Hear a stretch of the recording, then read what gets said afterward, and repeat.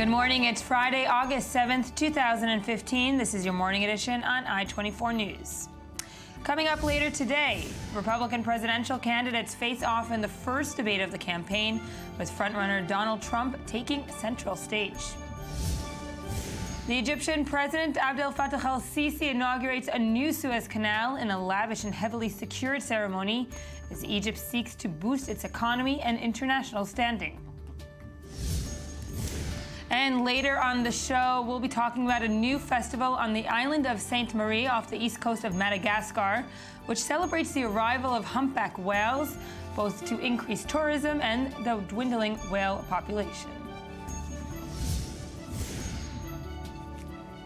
Good morning, I'm Yael Wisner-Levy, and we begin today with the first Republican debate for the 2016 presidential candidates. As the Republican candidates for president took the stage just a short while ago and faced off on a wide range of topics. The primetime banter had an explosive start in a campaign season that has already been upended by Donald Trump, and he spoke more than any other candidate, speaking more than double the time than others. The former HP CEO, Carly Fiorina, was a standout in the debate between the lower polling candidates that was held earlier before a near-empty arena. We're joined now in studio by the former Consul General in Los Angeles, Jacob Dayan. Thank you for joining us. Good morning. We're going to take a look now at how the debate played out, and we'll take it from there. The fireworks started early. Mr. Trump.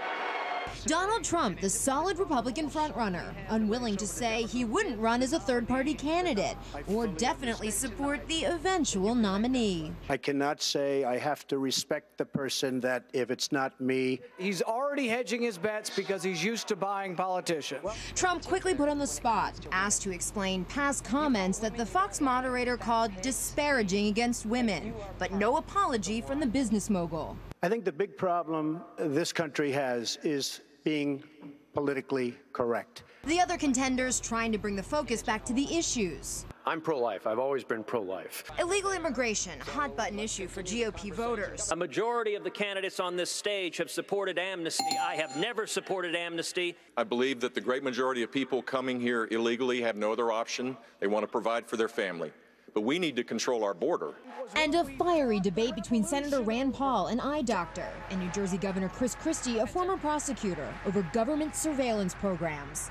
I want to collect more records from terrorists, but less records from innocent Americans. When you're sitting in a subcommittee just blowing hot air about this, you can say things like that. For all the talk about Donald Trump and his place in the spotlight, the other 9 candidates, for the most part, ignored him, opting not to engage him. But that didn't stop Trump from getting in his digs. Our leaders are stupid. Our politicians are stupid. And the One thing the entire field does agree on, Hillary Clinton. The Republican candidates blasting the Democratic frontrunner, insisting they would take the country in a better direction. Karen Travers, ABC News, Cleveland. And we're also joined from New York by I-24 News diplomatic correspondent Tal Shalev. Good morning, Tal.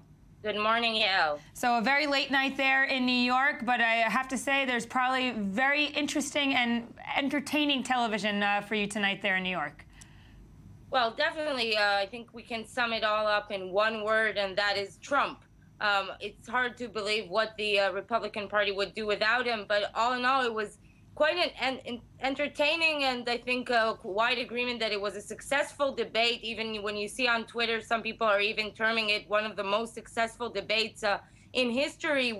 Besides Trump, of course, dominating most of the headlines and dominating most of the interactions in the debate, we also saw quite a display of 9 other quite talented politicians standing out. I think amongst most of the candidates were Marco Rubio and John Kasich, which both had a very successful evening, and that is quite widely agreed upon in social media and the commentary that has been written in the aftermath of the debate. Right. Jacob, but also when you look at the last night's debate, you see a very divided Republican Party. Yes, they're all politicians in their own right, but they're also all representing certain sectors of American society. No doubt. First, I think the Republican Party is trumped. No doubt. Trump stole the show. It's the Trump show. And the Republican Party and all the other candidates have to respond to Trump and being very responsive to and cannot lead a line of their own. On the other hand, as you are saying correctly, the Republican Party lack a strategy, lack a line that they can market to the public. You have all kinds of Rand Paul, which is totally different than Chris Christie and Trump. So one of the major tasks or problems that the Republican Party has now is to find a silver line, something that they will be able to market to the public. And having 17 candidates makes it totally impossible to do that. But we also, we're talking about Donald Trump. In the media, we like to look at and catch on to his every, outrageous comment that he makes. But it's coming to understanding now that he's not just this big puff of smoke. He's actually, stealing the stage, taking up most of the time, and people are answering him. He's being credible. Absolutely, absolutely. He's much more than a gimmick now. I think Trump is not only that he's leading the polls, but he's not short of money, which is now I think that there are two things that are even more important than leading the polls. One is money, and only few candidates have enough money to run, and the second thing is endorsements. And Trump has those two things. He is being considered as an anti-Washington guy, which is very popular among the voters in the Republican Party. So he answers something which is much more credible, much more authentic, much more, I would say, American to the Republican Party, and this is why he's leading. He's more than a gimmick, and shortly we'll see. We have now 6 months till the first primaries will take place in the Republican Party, and we'll see slowly but gradually more Republican candidates dropping from the race. And as it seems now, Trump will be there till the end. Tal, from your end there in New York, of course, the media there also like to, ride on any kind of Trump comment for a long time, but it seems that after last night's debate, that he's here to stay for a little bit.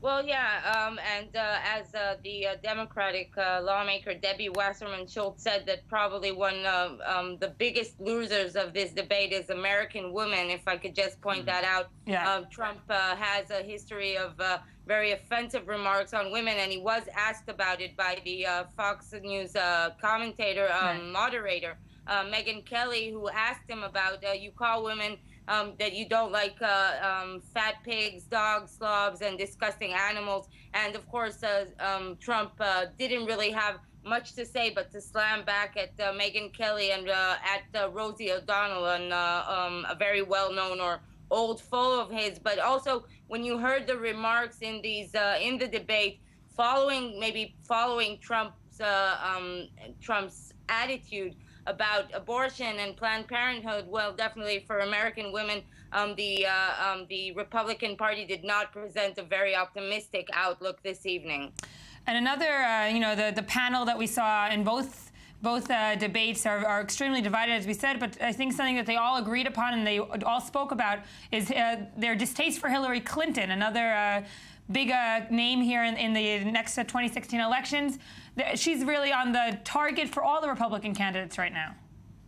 Well, definitely she's the easiest target, but actually in many ways the fact that the Republican Party is marking her as a target, it actually serves Hillary quite well at this point, while she herself is in the midst of a primary race. It's true that Hillary is considered, of course, a front runner, but she still has a primary race of her own. And the fact that the Republicans are marking her and signaling her as the main enemy actually probably assists her in the own Democratic race.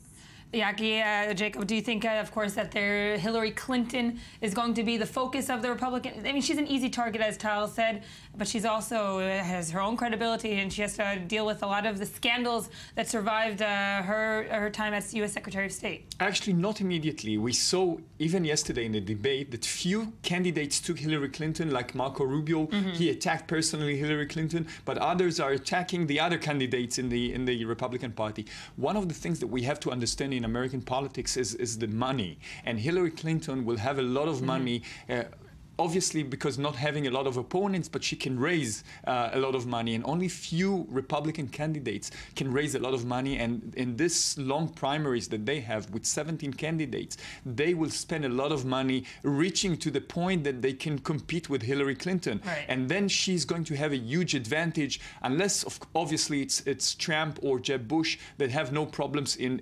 fundraising. Right. And the second thing is that we have to pay attention to is Jeb Bush, although he raised more money than any other Republican candidate, his lack of charisma and other problems make it very hard for him to stand alone or to lead in the Republican primaries. Yeah, we haven't heard much from him, especially after last night's debate. But a big part of the debate last night, or at least what we like to see here from Israel, of course, is foreign policy, particularly the recently signed Iranian nuclear deal. It was part of the second half of the debate. Let's hear what some of the candidates had to say. Ronald Reagan said trust but verify. President Obama is trust but vilify. He trusts our enemies and vilifies everyone who disagrees with him. And the reason we disagree with him has nothing to do with party. It has to do with the incredibly dangerous place that this world is going to be as a result of a deal in which we got nothing. We didn't even get 4 hostages out. We got nothing. And Iran gets everything they want. You look at Egypt, probably the best relationship we've had in Israel, at least in my lifetime, incredibly important. You look at the Saudis. In fact, earlier this year, I met with Saudi leaders and leaders from the United Arab Emirates, and I asked them, what's the greatest challenge in the world today? Set aside the Iran deal. They said it's the disengagement of America.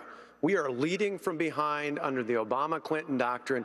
America's a great country. We need to stand up and start leading again, and we'd have allies not just in Israel, but throughout the Persian Gulf. Each one of my budgets has taken a meat axe to foreign aid because I think we ought to quit sending it to countries that hate us. I think we ought to quit sending it to countries that burn our flag. Israel's not one of those. But even Benjamin Netanyahu said that ultimately they will be stronger when they're independent. My position is exactly the same. I don't disagree with Senator Paul's position that we shouldn't be funding our enemies, but I absolutely believe that Israel is a priority to be able to fund and keep them strong and safe after 8 years of this administration. Governor, thank you. They then intend to cancel the Iran deal and finally move the U.S. Embassy in Israel to Jerusalem. So that's, of course, a talking point that we hear almost every debate, of course. Where will the embassy be in Jerusalem? But also looking at it from here, Netanyahu does have, his preferences. He's made it clear, perhaps, in the past few months and years, what side of the, what candidate he would probably endorse more than others. When you look at this rhetoric from last night, it's also clear that Israel is a non-issue for the Republicans. They all agree. They all agree, and we see it in every debate or every vote that comes to the Congress now. The Republican Party stands immediately behind Israel, but Israel has to remember that the main asset that they have in the United States is the bipartisan support, and they should not lose that. And I think that everyone has to be extremely careful in this primaries, or in the primaries between the Democrats and the Republicans, not to take any stand, because already the fact that the Republicans made Israel as an issue for them to bash President Obama becomes a liability for Israel. And I think we have to roll back the dice, as we say, and we have to make sure that the Democrats come back and Israel becomes again a bipartisan issue. And Tal, of course, the September 17th deadline is coming up for Congress to approve the Iranian nuclear deal. We've had a week of rhetoric wars, if you will, between Jerusalem and Washington. And now we're hearing, of course, a senior Democrat, the Senator Chuck Schumer, has decided that he will oppose the Iranian deal. What's the significance of that? Well, that's yet to be seen how dramatic exactly that is. There are commentators that see this as a very dramatic shift. Of course, Schumer is considered crucial in determining the tide inside the Democratic Party. On the other hand, there have been suggestions that the fact that Schumer allows himself to oppose this deal so early in this very long race, we still have a few weeks ahead if we can term it as a race, actually means that he understands that his vote is not crucial for the president to sustain his presidential veto. But actually, just to mention, probably Schumer announcing his opposition in the middle of the debate was probably the most interesting reference that the Iran deal actually had during this debate. The only candidate that actually laid out any plan for the deal without just using rhetoric was Scott Walker, who said that he would terminate the deal on day one and would reinstate the sanctions. So actually the Iran deal, even though it's such a big issue these days on Capitol Hill, it actually didn't get such a significant such a significant space inside the debate, in my opinion.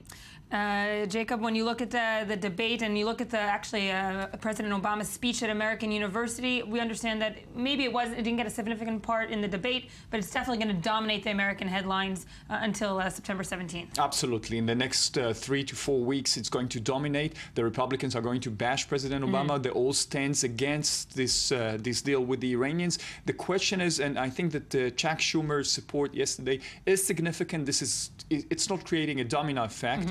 But it's definitely a significant. He's a significant. Not yet. He's definitely a significant leader within the Senate.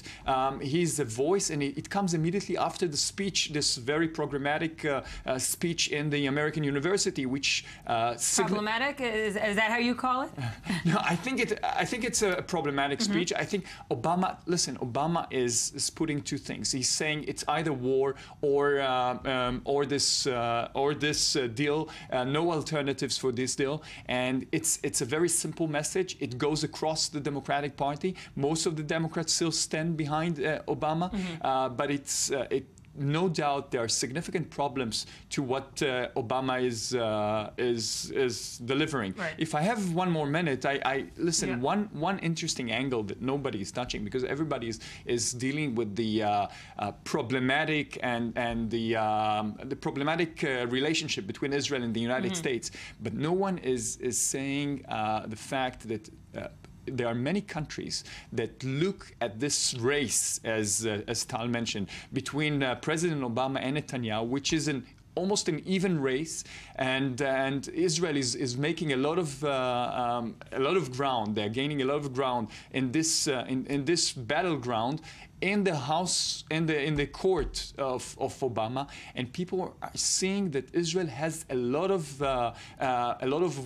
leverages in Washington D.C., and in a way, it reinforces this view that Israel has still a lot of influence in Washington D.C., and we have to pay attention to that. So the relationship between Obama and Prime Minister Netanyahu are damaged and beyond repair. But I would say the image of Israel being extremely influential in Washington is being reinforced and strengthened by this. And that will have a probably long-term, more damaging effect in your eyes, and this personal relationship between the two leaders. In the personal relationship, it's beyond repair, as I mentioned. But on the relationship between the United States and Israel, on the contrary, I think that still the Arab countries are looking at Israel and seeing that how effective Israel is in the Congress, in Washington, in the Hill, and they're paying attention to that.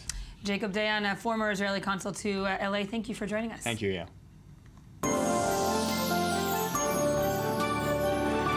We're moving on now to Egypt. As part of the centerpiece of President Abdel Fattah al-Sisi's plans to revitalize the country's economy, after years of damaging political turmoil, Egypt has opened an expansion to the Suez Canal with great fanfare. The improved canal will enable greater volume and speed of traffic and is predicted to earn the country billions in the years to come. Some analysts even say, however, that the mega project may fail to meet the great expectations. The Suez extension was announced by Sisi a year ago and billed as a major national accomplishment, on par with perhaps President Gamal Abdel Nasser's nationalization of the canal in '56 and the building of the Aswan Dam. To break this all down, we're going to be joined just in a moment by Ali Waqid, but first let's take a look at the next report. Celebrations across Egypt as the new Suez Canal is inaugurated nearly a year after extensive expansion projects began. The new canal, which will allow two-way traffic of larger ships, is supposed to increase revenues by 2023 to $15 billion, a threefold jump compared to today's revenues. The majorly important waterway is as significant financially as it is for Egyptian sovereignty. A look back at the wars the canal has seen reveals its strategic significance. 1973, the Yom Kippur War. The Suez Canal is the stage of a major crossing by the Egyptian army into Sinai and a counter-crossing by the Israeli army into Egypt. President Sadat, President Assad, King Hussein, and all the others must have the courage. Why do they have so much courage to send their men to war? Why haven't they the courage to meet us at a negotiating table? More than 5 decades later, a new man is claiming the throne of national hero in Egypt, Abdel Fattah al-Sisi. Having ousted his predecessor, al-Sisi vowed to revive Egypt's struggling economy. The reopening of the Suez Canal is the perfect next step. I want to assure you that the new Suez Canal is not the only project Egypt will be introducing to the world this year. History will remember us for something greater, for overcoming and defeating the world's most dangerous ideology of terror. If it had won our land, it would have destroyed it. But the reopening of the canal is also something that has happened before. In 1975, the canal was reopened after an 8-year closure, following the Arab-Israeli War of June 1967. That year, the Israeli Air Force made a sudden and devastating strike against Egyptian airfields, missile sites, and supply depots. It was the start of the 6-day war. Time will tell if today's reopening will bring about an era of prosperity or more conflict.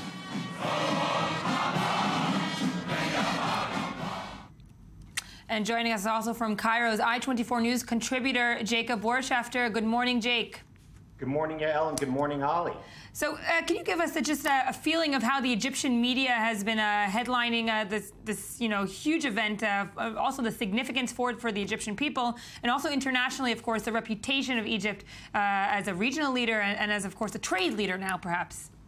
First of all, things did not settle down here until about 4 a.m. last night. It felt all day yesterday like Egypt was celebrating its independence all over again.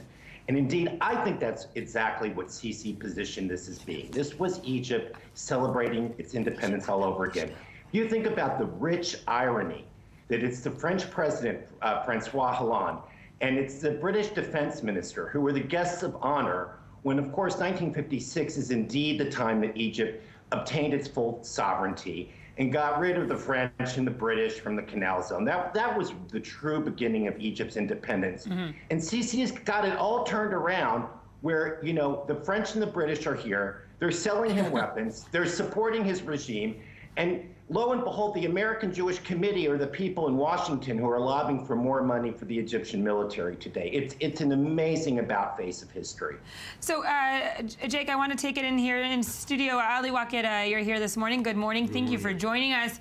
What does then this mean for Sisi's political reputation, not only within Egypt, but as we said, there's big fanfare, world leaders. What does it do internationally for him as well? Absolutely. Yael, Marshal Sisi looked for international legitimacy after all the critics that he heard from all around the world about the coup that he led against the first elected president in the history of Egypt. And yesterday, on cameras, he received this legitimacy when, as Jack mentioned, international leaders, of course, above all, there is the French President Francois Hollande, told to the world that we are considering President Sisi as the legitimate president of Egypt, and we don't have any moral or political problems to do affairs with President Sisi and to do business with President Sisi. Egypt is trying to, through this project, to regain its place as a very important regional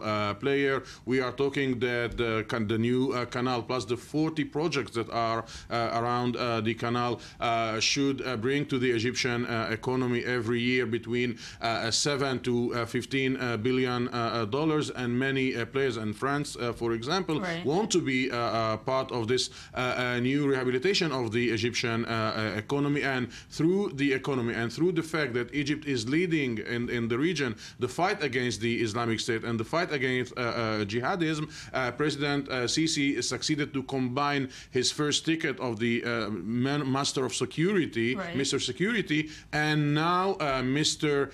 Innovation and Mr. Entrepreneur, of course, and the Egyptians are for the first time since 4 or 5 years at least feeling that there is something good that is occurring in their lives. But Jake, of course, we're beyond the national pride and the morale that it's definitely going to be boosting. And, it's been called Egypt's gift to the world. We know there are going to be some economic benefits, but are they being blown out of proportion by perhaps the Egyptians themselves?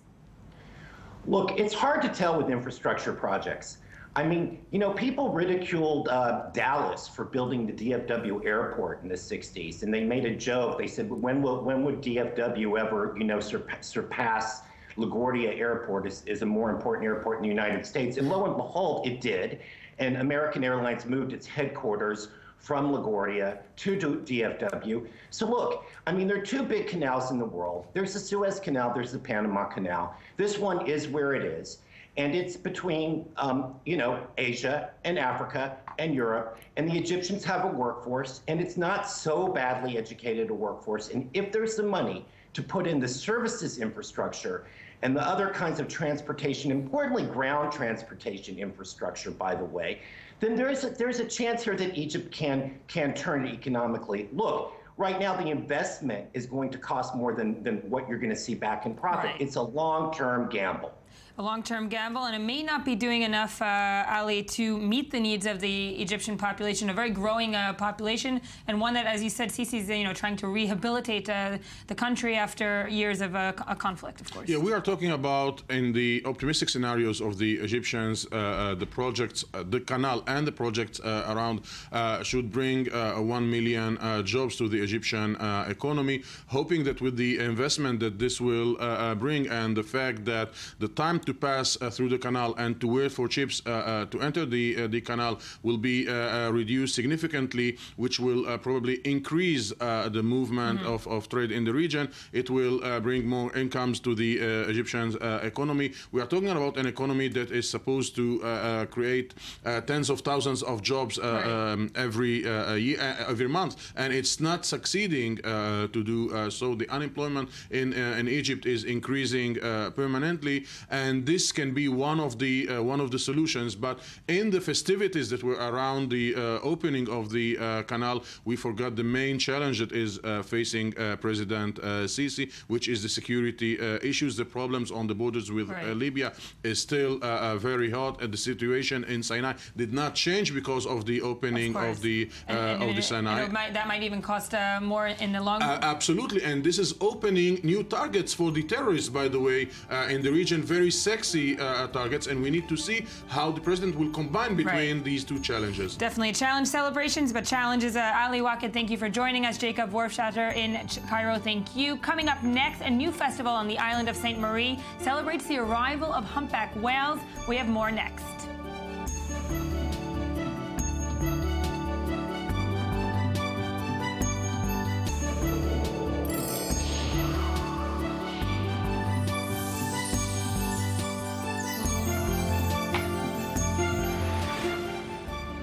Welcome back. It's still Friday, August 7th, 2015. This is still the morning edition on I-24 News. Thank you for staying with us.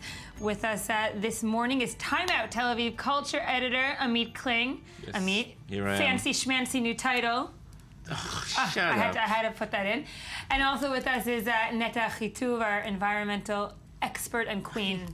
Netta, thank you for joining us. You got a way better introduction. Yeah, well, I play favorites in the morning. Well, I'll play favorites at karaoke then. Oh no, I mean the karaoke, the karaoke threat. The karaoke threat. But give us your first headline. All right, so Bill Cosby may finally be nearing something that seems like responsibility may be demanded. Oh. This is I worded it like this on purpose because I'm pretty sure he's gonna Teflon his way out of it still, somehow. This man still affords some finals, but he was ordered to answer questions under oath by a lawyer. When's this gonna happen? He's going to answer questions. This is not an investigation. This is an inquiry. I'm not a legal expert, but this is a woman he allegedly molested when she was 15. That was in the late 70s, the Playboy Mansion. Okay. And this of course comes after lots of pressure from the media, endless. You know, the New York Magazine cover with the 60 women. The empty chair that became a hashtag.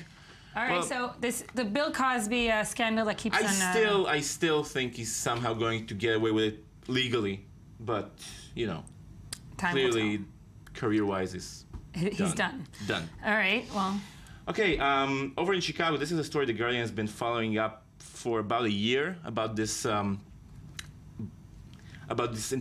black interrogation facility. I don't mean it literally as in black, although the story does focuses on racial disparity, but it's before the Guardian expose, it was off the maps. Okay. Which is insane that a police department owns such a center. This is usually something reserved for agencies, for alphabet agencies. And this, of course, came out after all the killings of certain black suspects, or the Guardian center, the existence of the center itself came out early. It came out about a year ago.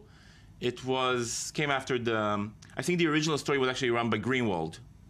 But this is a story that covers that it's at least 3,500 people who have been there over the past year, and 82% of them were black, so wow. Clearly, yes. You have to have a British paper exposing what's going on in America. Exactly. Got it. Next, what do we have? Money, Lust, and Kung Fu, which is for me the best headline ever. Yeah. What are we talking about? Let me see. Money, Lust, and Kung Fu. CEO monk of Shaolin, who had turned it into a business venture pretty much, and is now under fire for corruption allegations. Well, when you have money, lust, and Kung Fu in one. This is a man, his name is, Shi Yongqin, I think I'm pronouncing it correctly, who transformed Shaolin into a global empire. And what's amazing, he's selling the right for other monasteries to use the name Shaolin. He turned it into a chain, essentially. Wow. Yes. And this man is... and that's the corruption of allegations are because of this? And he secretly fathered children with two lovers. Okay. This man is having fun. And he's also... Yes. And he's a CEO monk, which sounds like a thing reserved for the Chinese in some way. I don't know. I'm being culturally insensitive. You know, after your new title at Time Out Cultural Outer, maybe the next one will be CEO monk. I would love to be CEO monk of Time Out magazine. There you go. I would love, like, why can't we just make up our own titles anyway? Just do the same job. But I want to be, I think my favorite title is Admiralissimo. Okay. I like CEO monk much better, I just have to say. Just saying. CEO monk, Admiralissimo, I don't know. What else do you have? Another man with an unpronounceable name, Karl Ove Knausgaard, the Norwegian author. You definitely pronounced that correctly? Did I? No. Oh, come on. That was a low blow, blah, blah, blah. Okay, so this, he's the author of a book called My Struggle, which is sort of it's a running series. He's been getting insane literary acclaim for it in the States. And this Vice feature is sort of trying to follow the hype around him. Mm-hmm. Now, it's interesting not so much for the look at Knausgaard himself, but rather for an examination of how literary hype works. And I think there's two levels that are interesting on it, because on one side, he is... I think one of the reasons his books are so successful, I've read about half of the first one. It was good, but I was distracted by some other book, as it sometimes happens. So where's the hype coming from? I think that, you know, a Scandinavian literary series that is very serious and is very biographical and is very detailed, very realistic, is somehow appealing to this. It's sort of a long read, you know, in the internet sense that we enjoy. There's just a sort of a cult of reading extremely long articles as a sort of resistance to this ADD culture. Okay. And I think this book also, the reading of it sort of represents a following of that. So it's like a reactionary kind of movement. There's a reactionary movement. This is not, I'm not trying to say anything against the book. I'm just saying this as to the hype itself as a phenomenon. It's good that you're putting your input as cultural editor of Time Out here. Oh, thank you. Is that sarcasm I detect? No. It was good. It was good analysis of the Scandinavian literary scene. Yes, and also another thing about how literary hype works. Okay. It's way more difficult to resist. I mean, if you a lot of people don't trust their own tastes on literature. So if there's a hyped, I think, musician or film that I don't like, I'm just going to go out and say it. With books, I think people are more careful to go against hype, especially if it looks very serious. Right. You know? You'll be the cool hipster that goes against the mainstream. I'm not gonna diss. No, I said it. You didn't. I said it. You can blame it on me. What's the next headline? I won't blame anything on you. Do you know what is the day the clown cried? No. Okay, so in 1972, Jerry Lewis made a sort of a black comedy drama about a clown in Auschwitz. Okay. Who is at first a very negative character. Then at camp, is at first used by the Nazis to goad children into their death. Yeah. Yeah. And eventually he breaks down and he enters it with them. It's sort of and it's a lost movie because it was so terrible that Jerry Lewis looked at it and said, there's no way I'm releasing this. And it's been an insane hyped lost movie because some people for years thought it didn't even exist, that it wasn't completed. It was completed. Jerry Lewis distanced himself from it. And now he's giving a copy to the Library of Congress, which means that in 10 years, it is going to be viewable. Wow. And that is, it's in the history of lost films. There are a few, not many. It's not a common phenomenon. It was considered the few people who have saw it called it,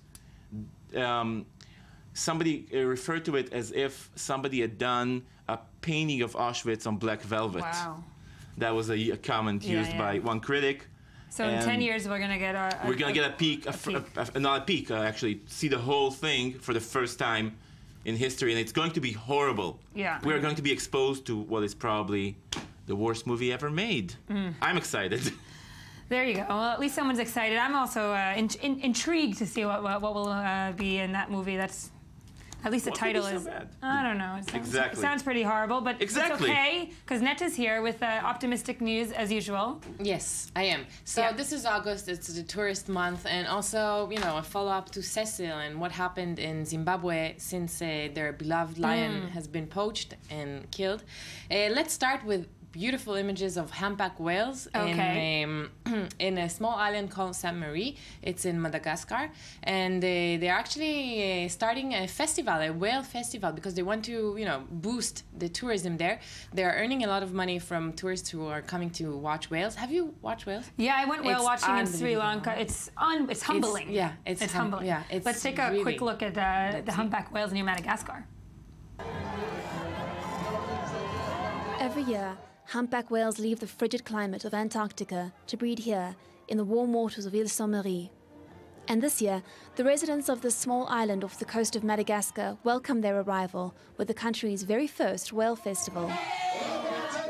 It's a move they hope will not only revive a struggling tourist sector, but boost whale populations too.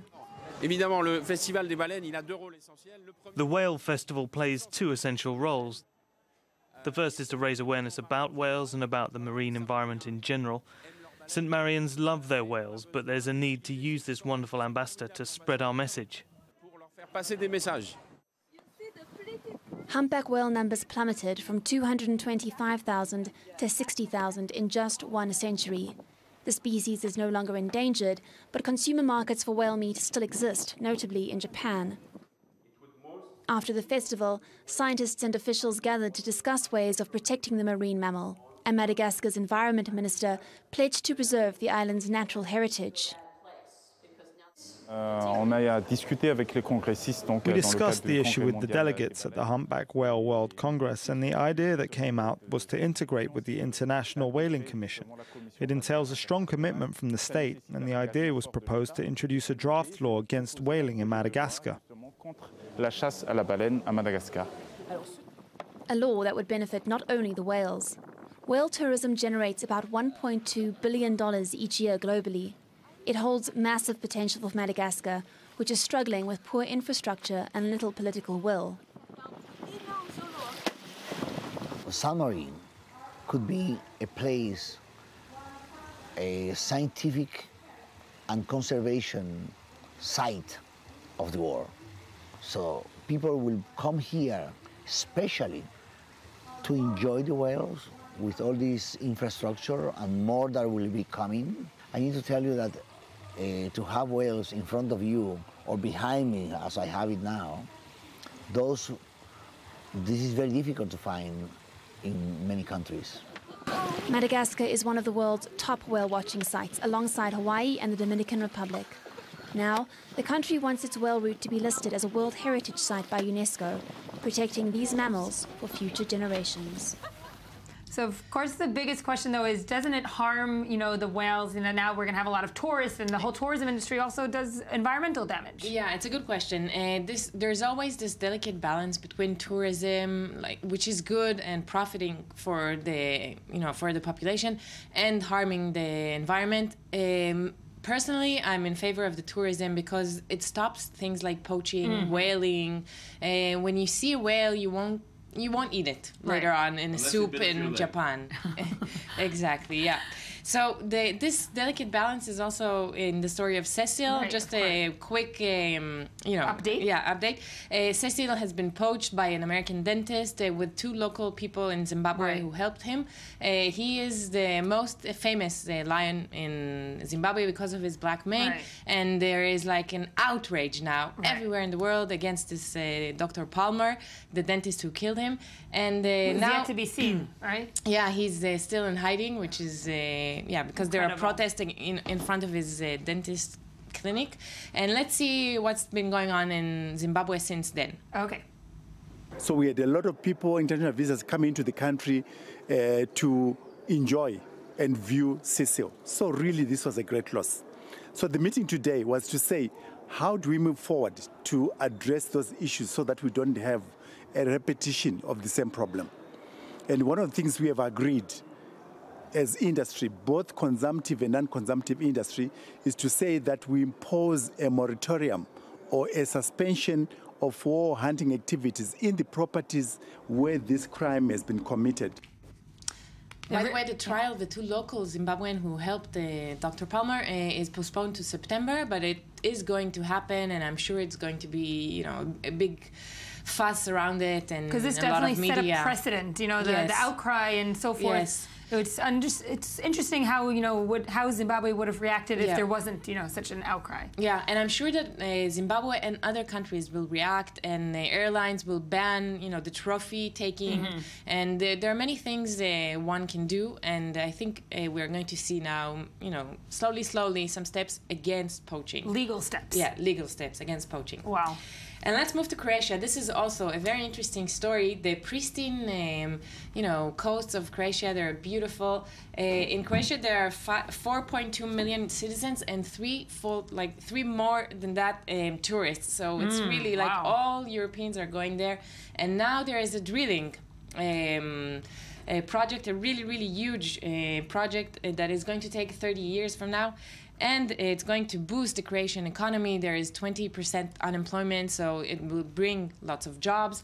But from the oil, they will earn $1 billion a year. From tourism, they earn $7.4 billion a year. So when you think of, cost benefit, it's better to invest in the tourism, but people don't understand it, and they immediately go, oil, for the big money and so forth. Yeah, so now there's a big outrage in Croatia, and people are signing petitions and are calling government not to do it, but it may still reverse. We saw the power of the people in Cecil and so forth. True.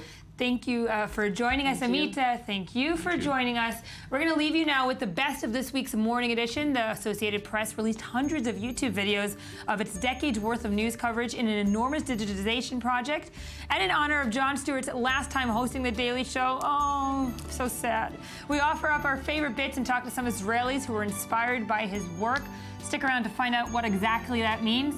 We're going to all run off to see Jon Stewart's last show now, and we'll wish you a happy weekend.